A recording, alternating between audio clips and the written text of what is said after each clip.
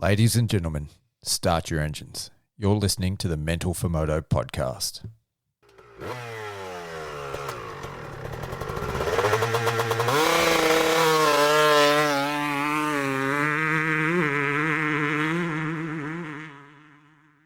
And we're live.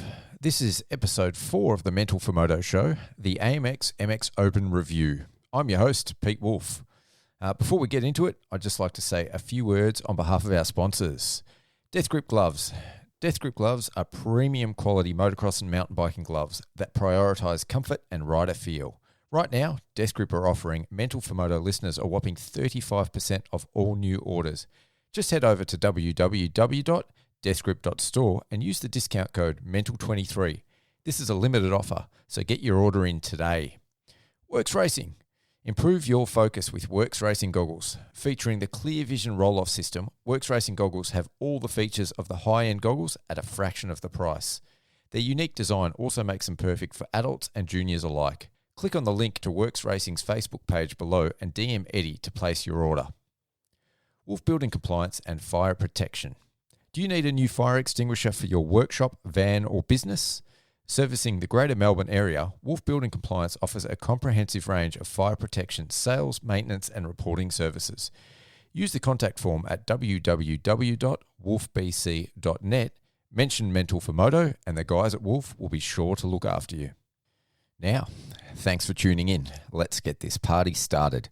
I am super pumped to bring you this episode. Over the next 45 minutes or so, we're going to break down what was an epic weekend of racing at the AMX MX Open, check in with the winners of the MX1 Pro Open class and the Pro Women's class, Webster and Taylah McCutcheon, and maybe even take out our crystal ball and have a peek towards the 2023 Pro MX Championship. So, the biggest preseason motocross event, the AMX MX Open, is now in the bag. And what an awesome weekend of racing it was.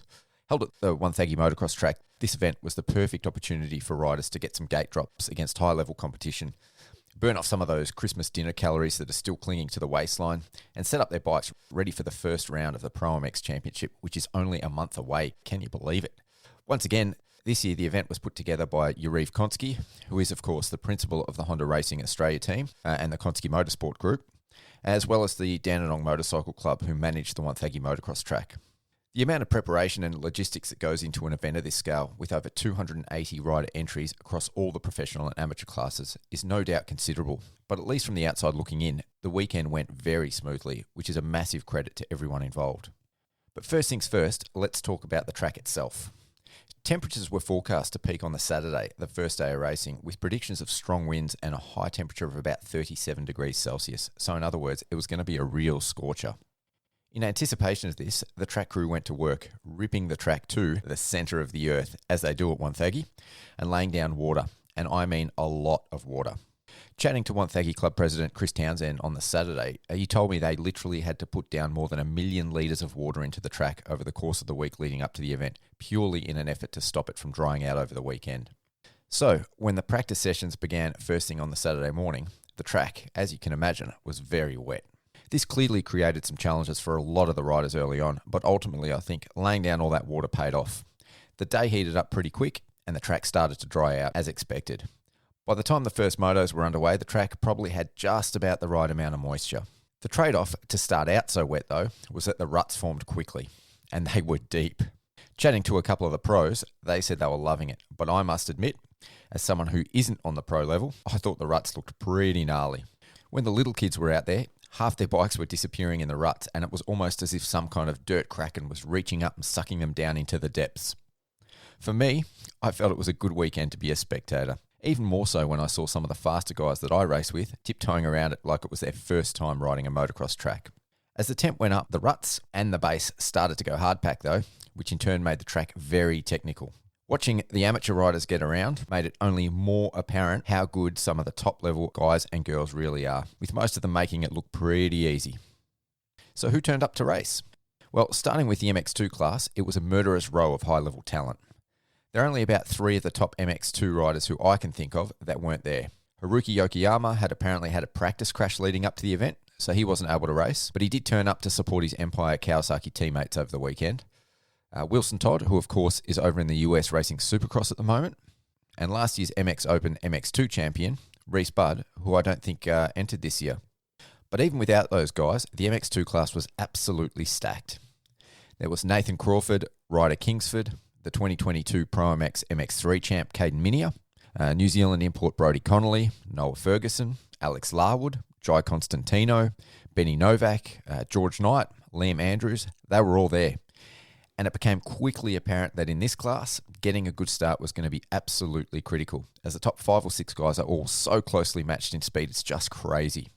As the weekend unfolded, every moto in the MX2 class turned out to be a real dogfight, with Crawford, Noah Ferguson, Caden Minier, Brodie Connolly, Ryder Kingsford and Alex Larwood all pushing the pace at the front.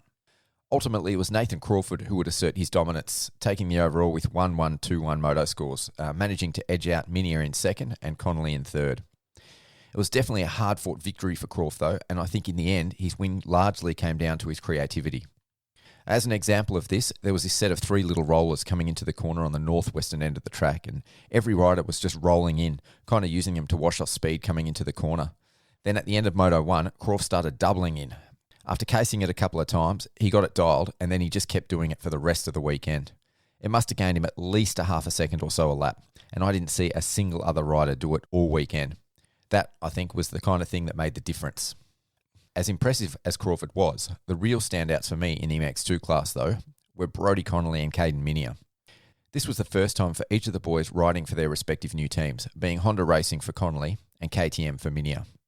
In Moto 1, Minier, who was making his MX2 debut at the Open, caught everyone's attention when he got the whole shot and led the entire race, before Crawford finally managed to squeak past him on the very last lap. And in Moto 3, Connolly actually got the whole shot and went flag to flag, beating everyone else straight up. I think that once both these guys settle in with their new teams, they are going to be right in the mix once the Pro MX Championship gets underway. As for my guests from the previous show, they had some mixed results. For Empire Kawasaki's Jai Constantino, things didn't really go to plan over the weekend. After a decent finish in Moto 1, he had some mechanical issues that unfortunately couldn't be rectified. He did come out again in Moto 3, riding his teammate Campbell Williams' KX250 and finishing that moto in 11th place. But beyond getting some gate drops and a bit of ride time under his belt, it was a less than ideal start to the season for Jai. I had a quick chat with him on Sunday afternoon, and he was in pretty good spirits though, and looking forward to having another go at the Vic Titles, also at Wonthaggi, in about a week's time from now. Privateer Riley Futchko, on the other hand, he had quite an impressive weekend. He looked smooth and fast, coming away with a very respectable 14th overall for the weekend. His best moto finish, despite having a nasty swap out in the big rollers, which knocked the wind out of him towards the end of Moto 3, was an 11th place. If he keeps it upright and stays consistent, I think he could be a solid top 15 guy come the Nationals. Moving on to the Premier class, it was entirely the Cole Webster and Jed Beaton show. Unfortunately, a lot of the other top MX1 riders didn't make it to the MX Open this year, but that didn't really put a dampener on the racing. Gas Australia's Regan Duffy was entered to race, and he was there, but was apparently forced to pull out at the last minute due to a reported thumb injury. Webster swept the field at the last MX Open a year ago, so there was little doubt he was going to be strong this year again. So it was all up to Beaton to see what he could pull out of the bag in his much anticipated return to racing on Aussie soil. In Moto 1, it didn't take long for Webster to get out front, and towards the end of the moto, he started to run away with it, crossing the finish line almost 35 seconds ahead of Beaton. At that point, it looked entirely probable that Webster might again sweep the event for the second time. However, that was not the way things would play out. In Moto 2, just after the first corner, while at the front of the whole pack of riders, Webster went down in a pretty brutal-looking crash. I think that everyone around me held their breath as he got slowly back up to his feet, checked himself, and picked up his bike.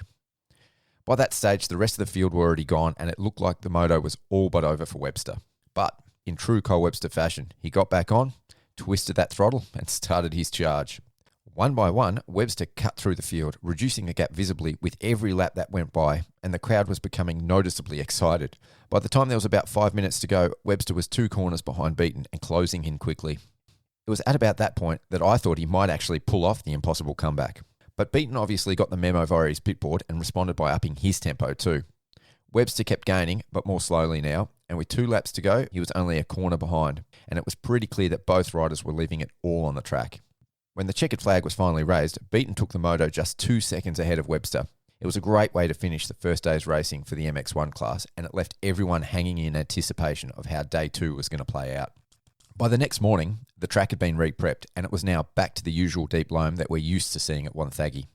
When Moto 3 started, it was Beaton who took the lead early.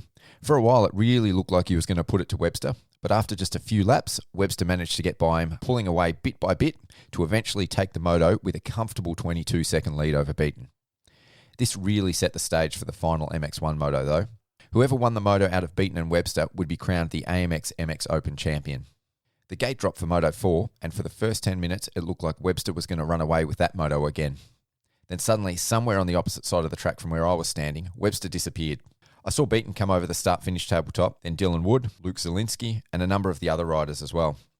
I was watching from up near the start gate at the time, and I didn't see what happened, but word trickled through that Webster had apparently gone down near the big rollers. And in a split second, the charge was on again. With the top step of the podium now on the line, Webster, who had dropped all the way back to about 5th or 6th, with about 15 minutes of racing to go, came back into view, riding like a man on a mission.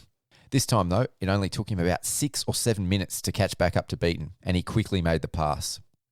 Beaton tried valiantly to stick to Webster's back wheel, but by the checkered flag, Webster had opened the gap up to about 12 seconds, taking both the moto win and the overall for the weekend. Albeit well over a minute behind the leaders, there was also an entertaining battle taking place for the final step of the podium between Dylan Wood and Luke Zielinski. Wood ended up edging out Zielinski to secure third overall. I also want to give a massive shout out to Benny Novak for his efforts. Benny raced both the MX2 class as well as the MX1 class, all aboard his CRF 250. Not only did he survive 2 hours worth of motos each day, he finished 5th overall in MX1. What an absolute savage. My final guest from last week's podcast, who was also making his pro class debut at the event, 17-year-old Tony Spinelli, also rode extremely well. He ended up finishing inside the top 20 in the Open class in every race and also took out the MX1 B grade class, taking first place in all 4 of the motos. And now, the moment I think we've all been waiting for, our first guest for this episode. He's the former MX2 Pro MX National Champion and now 2-time winner of the Open Pro class at the MX Open. Honda Racing's Kyle Webster is on the line to give us some of his thoughts about the event and what went down. Hi Kyle, welcome to the podcast and congrats on your second consecutive MX Open victory. Yeah, thank you. Thanks for having me on today. No, it's my pleasure. It was a seriously great event with a good spectator turnout and some excellent racing across a number of the classes. Yariv and the rest of the team behind the event did a great job putting it all together. It must feel really good to start off your 2023 campaign with a win.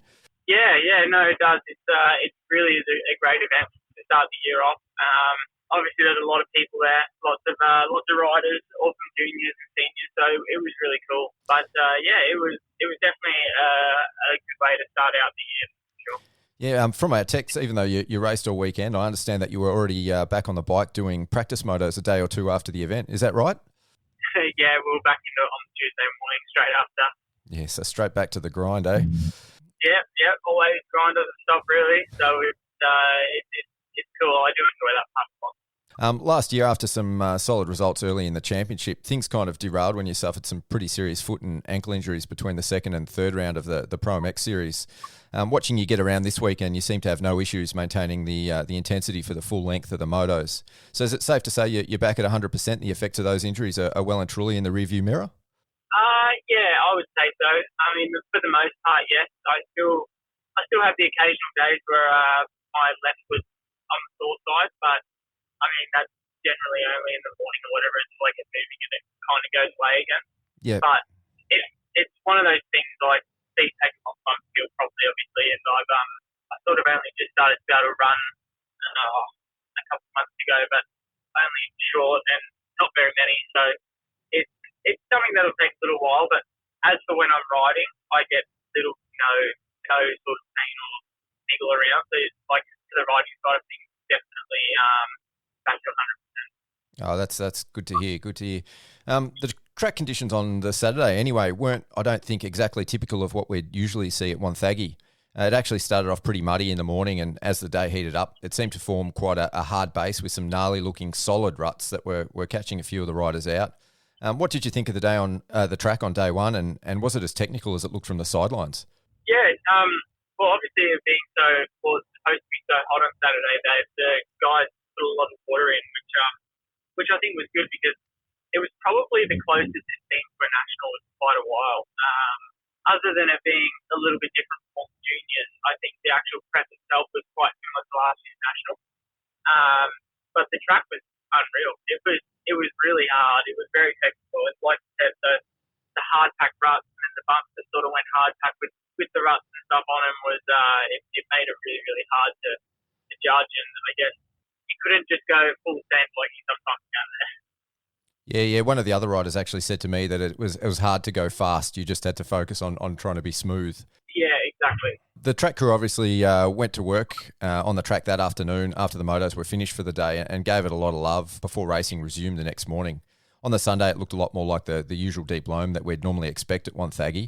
Did the changing conditions make it difficult with regard to bike setup, and what sort of adjustments, if any, did you have to make in between the motos and across the days of the event?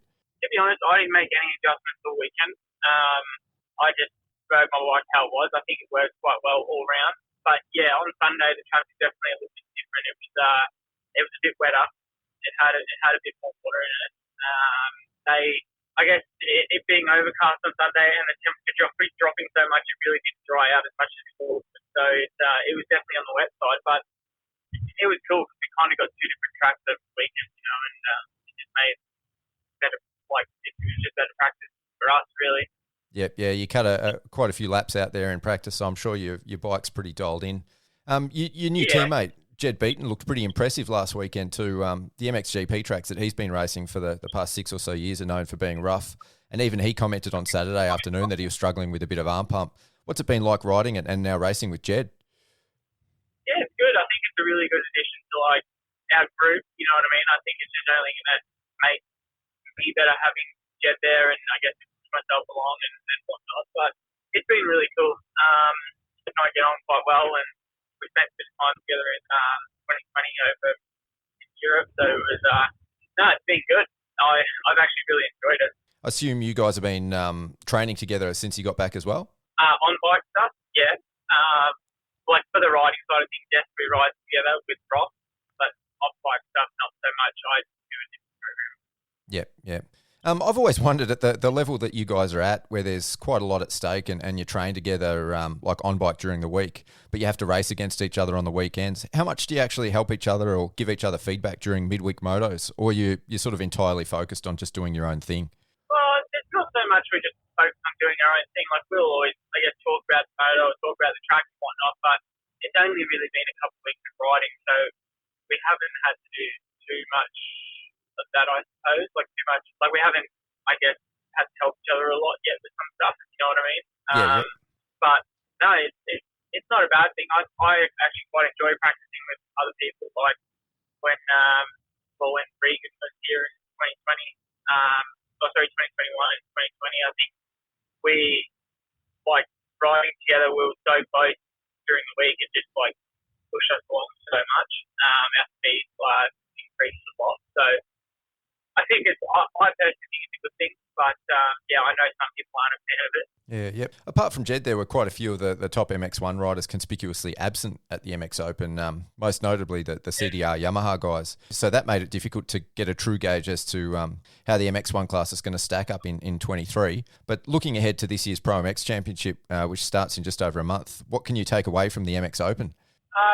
There was supposed to be a few other guys there. I'm not too sure what happened, but it doesn't matter too much. I mean, we're all going to see where everyone's at in a couple of weeks' time at round one anyway, so it's not really the end of the world. But yeah, I think it's going to be a very, very stacked class this year. I think there's a lot of guys, so as long as everybody stays healthy, it's definitely going to be a full class. Yeah, and hard work. A lot of the guys seem to be sort of finding their feet and getting pretty strong towards the end of the year. So it was definitely competitive last year, and this year I think is going to be even better. In any case, I think based on the performance you put on, I don't think there's much doubt that you're going to be strong this season. The raw speed you displayed at the MX Open, especially considering the track conditions, was on another level. I think the first moto on the Saturday, you won by about 35 seconds, which is it's just crazy. What do you think it is about Wonthaggi in particular that makes you fast there? I think I really like the track. I think it's a hard mixture between it being hard packed, ruddy and rough, or it can be the sandy, loamy Wonthaggi we see sometimes. Yeah. But it just gets so rough regardless of how it is, and I'm a big fan of those types of tracks. I really like when they get, very beat up and slows down a bit and whatnot. Sorry, I was just going to say, is it similar to what you sort of grew up riding in WA? Oh, yes and no. The tracks we ride in WA, obviously a lot of them were sandy, so they would get very, very rough. But Oh, in saying that, probably actually, like over the summertime in Perth, the tracks never used to get touched really from the last race the previous year until the first race in the new year. So yeah, that would just be horrendous. But yeah, I do think it gets like that. But I've just always been a fan of those types of tracks, and I like Wonthaggi a lot. We get to ride there a lot as well, so it's kind of it's one of those tracks that a lot of people either like it or hate it, and you can tell sometimes. You know what I mean? Yeah, for sure. I definitely always struggle out there. I find it a pretty challenging track, especially on the fitness side. It's just fast and hard, and yeah, you never know what you're going to get. Very deceiving. You finished the MX Open with 3 moto wins and 1 second place, going 1-2-1-1. Well, it was a pretty dominant performance. It didn't go quite as smoothly as the results on paper might suggest, though, with you hitting the ground a couple of times and having to make a lot of passes to get back up near the front. Were those mishaps sort of the result of a lapse in concentration, bike setup related, or just you pushing the absolute limit on such a challenging track? No, well, on the second race on Saturday, I came together with someone in the first turn. Yep. So that was really just racing. Yeah. Right first turn to the end there, and I just went down. So that definitely made it hard. With it being like we said, it was quite ruddy and technical. It was kind of only that everyone sort of funnels into the one line, so it made it quite hard to move through. But on the Sunday in the last moto, Aaron Mason crashed on the step up before the rollers, and when I rode down the road past him, I sort of looked down at him to see like if he was somewhat okay, you know what I mean? Yep. Going so slowly. So I looked down towards him, and as I looked down, I caught something on the sort of turning into the rollers. Yeah. I must have caught like a little edge of something front wheel, and washed the front. Oh, yeah. going about walking speed. So that was a little bit frustrating, but probably a little bit pretty easy to do out there, yeah. Yeah, I know. You crashed at the start of Moto 2. That one looked a bit nasty. It appeared like one of the Yamaha riders ran straight over the top of you. Were you or the bike banged up at all from that one? Not at all, actually. I was quite surprised. I got out of that one pretty lucky. I think when I hit someone, it kind of like it shot me forward and my bike landed behind me, so it sort of stopped me, but stopped anyone from hitting me. But yeah, the bike was actually fine, which was surprising. I thought at least everyone, I was standing up near the start gate in that little viewing area there, and everyone sort of was holding their breath watching you get up. So I'm glad you sort of escaped relatively unscathed. Thank you. I'm sure you would have preferred to go without the tip overs, but for what it's worth, when you were racing through the field, running down Jet in Motos 2 and 4, it definitely got the spectators fired up.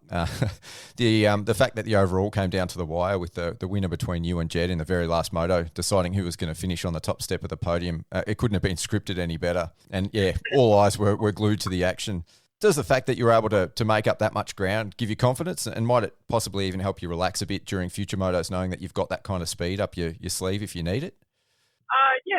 No, I think so. I think it's also early in the year, so obviously just still getting used to the bike and whatnot. So I wouldn't expect in a couple of months' time for it to be, I wouldn't be able to run it down like that, you know what I mean? Once you get a bit more used to it and whatnot, like you're definitely going to be solid, and I think so are the other guys. So I definitely don't want to have those mistakes when it comes to the nationals, if you know what I mean? Oh, for sure.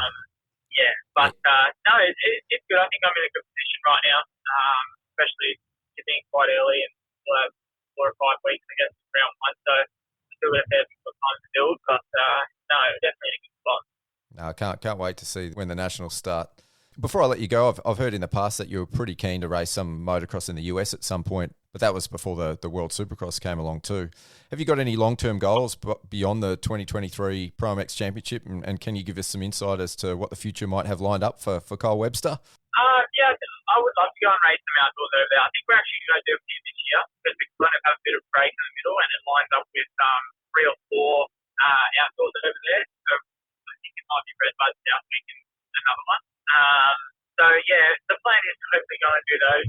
Obviously, all have to be going pretty smoothly for that to happen, and just I guess see where we're at. But I would love to go and race overseas. Definitely. I mean, I think it's got to be the right deal and a decent bike. Otherwise, I feel like you're just struggling the whole time. So yeah. I mean, I try not to look too far ahead and just focus on what I'm doing at the moment, and I guess things will open up when it does. But yeah, for the most part this year, we are going to plan to do a couple of overseas races.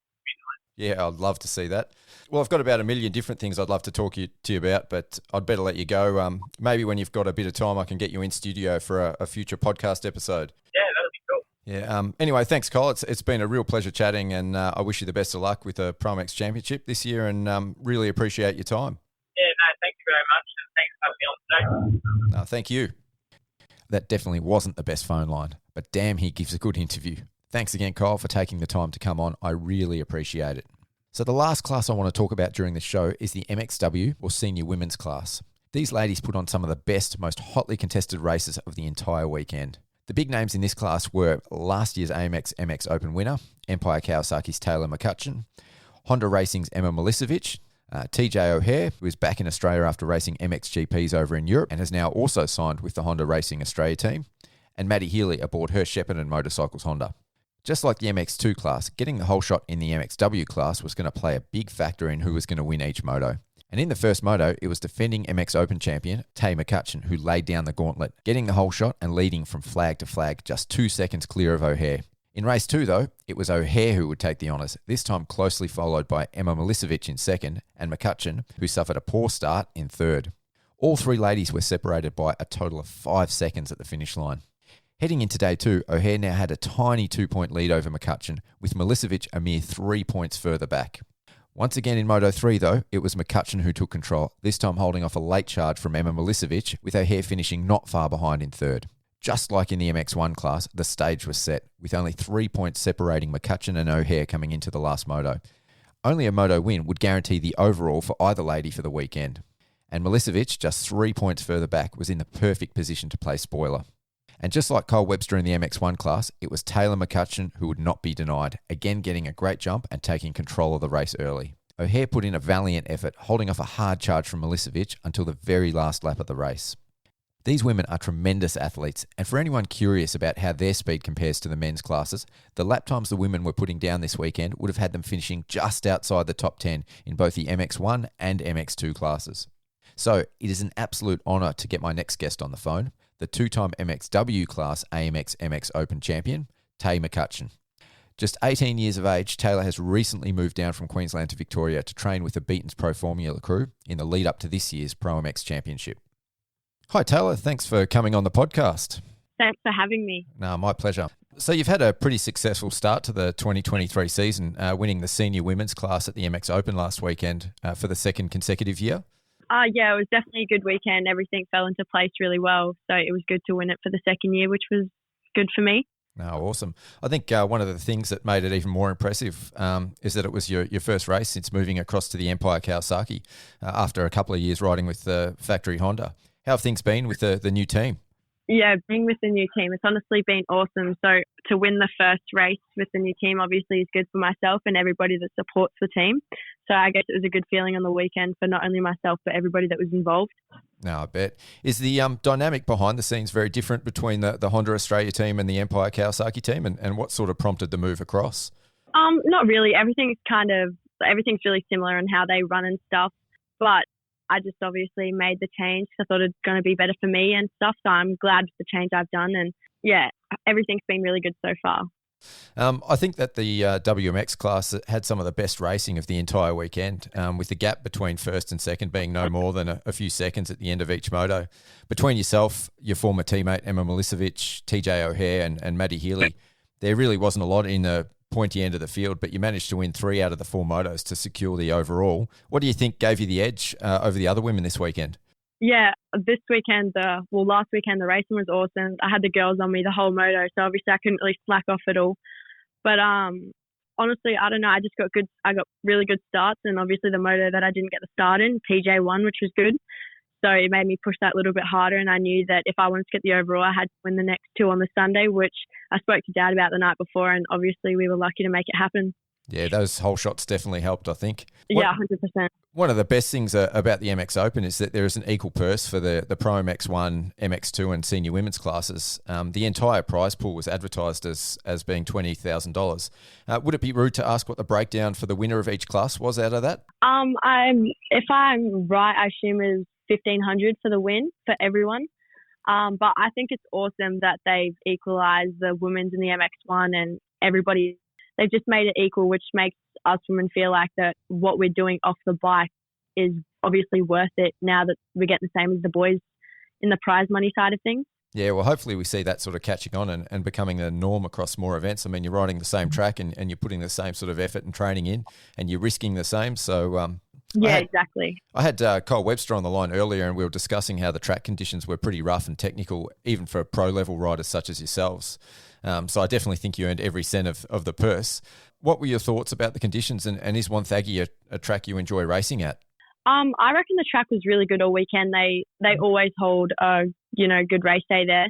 So I reckon the track was definitely technical towards the end of the days, but they honestly done a really good job, and I'm surprised how good the track turned out with how many people we had on. Yeah, it was good for the spectators as well, I think.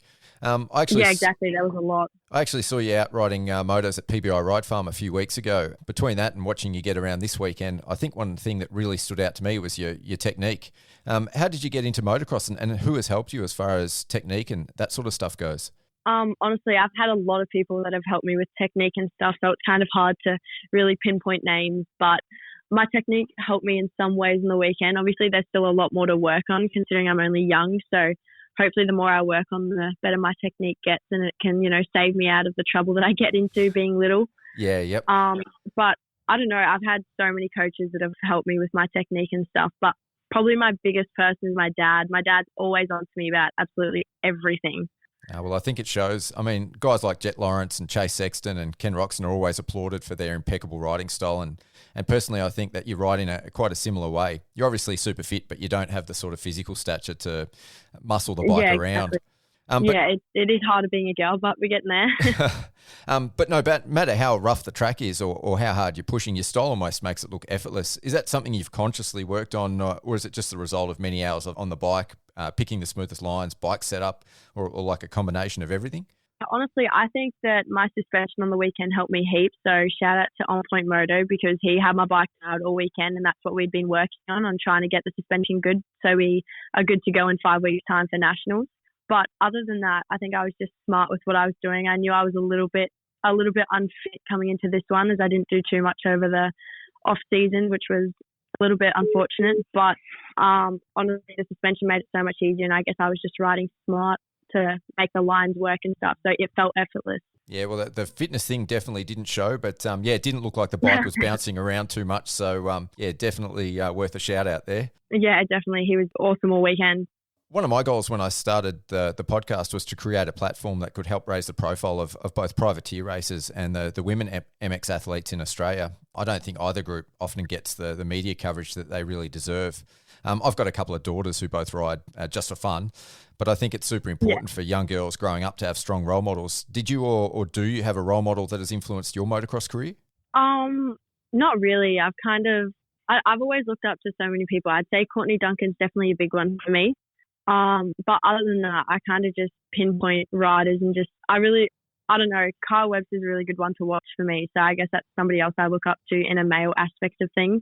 Definitely some good role models there. I think Courtney won 3 WMX FIM World Championships, didn't she, in like consecutive championships? She did. Yeah, she did. She's awesome. She's on a Cowie too. Did that sort of help prompt the move as well? Not really. I honestly didn't really think too much about that, but it kind of worked out well knowing she's on one as well. Looking ahead to the 2023 Pro MX this year, how's your prep going, and have you set any goals for yourself as far as the championship goes? Honestly, I don't really have too many goals that are, coming now. As I set some last year and I obviously wasn't able to make them due to injuries. So I think my goal from now till nationals is just to stay fit and healthy and stay out of the injuries. And hopefully by the time round 1 comes, I'm fit and strong enough to give it my best and hopefully walk away with exactly what I want for myself and the team, which is either to be on the podium and hopefully take the win. But I guess everything plays out different. We have a huge group of fast girls this year. So honestly, it's just going to be whoever's better on the day, I reckon. Yeah, the women's class is absolutely stacked. We've got a big women's class this year. No, it's always good to see. So the women will be racing at 4 of the 8 rounds, being Wonthaggi, Gilman in South Australia, and the 2 Queensland rounds. As a rider, would you ultimately like to see the women competing at all 8 of the Pro MX rounds? I definitely think it would be awesome to have, the women's at every round of the nationals, but obviously we don't get many numbers and stuff like that. So it's obviously hard to give us all 8 rounds. So having 4 rounds instead of 3 like last year is already a step better than what we had. It's I imagine it's hard enough for the guys to make a career out of racing MX in Australia. As it currently stands, is it possible to make a full-time career out of racing WMX in Australia?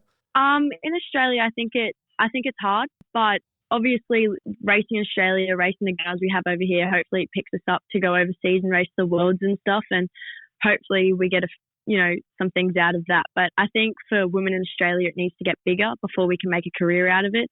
So hopefully, doing our training and getting the steps up to make a career somewhere else, hopefully. Would heading over to the US and Europe to race, if the opportunity was there, be something that you'd consider? Yeah, 100%. I think I might have plans to go over hopefully at the end of this year. Obviously, everything's still everywhere, but hopefully head over to Europe for one of the GPs and just basically see where I'm at and how much more training I have to do before I go over there as, full time and, race every round of the world. But I think I'm just going to see how it plays out throughout the year, focus on the Oz Pro MX, and then especially after that I can make the move over there and just see what it's like. Yeah, I heard that Charlie Cannon did that, I think, back in September, and she said she learnt a lot from that experience. So, it's probably definitely a worthwhile option if the opportunity's there. Yeah, exactly. Definitely, she went over and she obviously got a ride out of it, which was good. So I think that, the more girls we get over there, hopefully the more people look into us Aussie girls because, there's not only Charlie that can win it, the Oz Pro MX, there's 5 of us this year that can hopefully win it. So I think the more that, now that she's over there, if we start, getting close to her here, more people will look into it and stuff like that, which is obviously a good thing. Yeah, that's the goal. Well, in any case, I'm looking forward to watching yourself on the Empire Cowie battling it out with all the other ladies when the Nationals start at the beginning of March in Wonthaggi. Congrats again on your win last weekend. Good luck with the Pro MX Championship, and thanks so much for coming on the podcast. Yeah, perfect. Thank you so much for having me. I appreciate it. Absolutely. And that was Taylah McCutcheon. Just like Kyle Webster, she's incredibly well-spoken, and I really enjoyed that interview. And I hope you guys did too. I think all in all, the future of Aussie Moto is looking so bright at the moment. Up till now, I've focused entirely on the positive aspects of the MX Open. So is there anything I think that could make the event even better in future? Well, I do have a couple of suggestions. First of all, the event program wasn't released until a day or two before the event. I live about 3 minutes away from the Wonthaggi track, so for me this wasn't really an issue at all. I'm guessing that the event organisers wanted to wait until all the entries were in, classes were determined, etc., so the schedule could be finalised. But if the goal is to get spectators to turn up, releasing a program a little earlier, maybe even a week out, will definitely help fans plan their travel, accommodation, and probably get more bums on seats at the event. Now, while we're on the topic of the event schedule, Saturday's race format was great, but on Sunday, 3 of the motos that were most appealing to spectators were programmed so that anyone having to travel from Melbourne to watch the event would have had to leave at the absolute butt crack of dawn, with the MX3, MXW and MX2 classes all kicking off before 8:35am in the morning.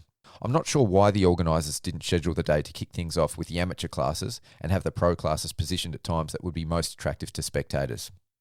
And lastly, less of a criticism and more of a hope, I think the scale of the event, the calibre of the racing and the appeal to Aussie Moto fans could warrant the event or part of the event being broadcast or at least streamed live. This would obviously add significant logistical challenges to the organisers, but I think the demand is there if they can make it happen. In any case, it was amazing having motocross and most of the Aussie Supercross broadcast last year on TV, so hopefully we'll see that sort of coverage for the sport grow, continue and improve. Anyway, even if I wanted to be picky, that's about all I could come up with. Once again, I enjoyed going there both to cover the event for the podcast, cheer on my mates and their kids who were racing, and watching always the pros did their thing.